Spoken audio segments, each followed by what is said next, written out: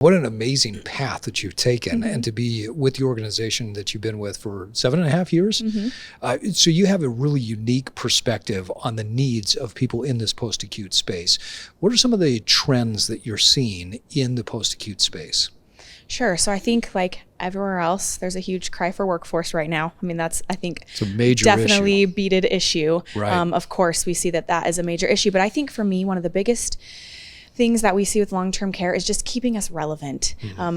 During the COVID-19 pandemic, long-term care was one of the last healthcare communities to receive support locally and nationally. Now, Utah Right. did a phenomenal job, but still we were left behind in supplies, vaccines, PPE, testing, and that's really frustrating. We are providing a service to people that need it, and we cannot, like other companies, change our hours or compromise the care that we provide due to workforce shortages or not having the adequate supplies or funding that we need.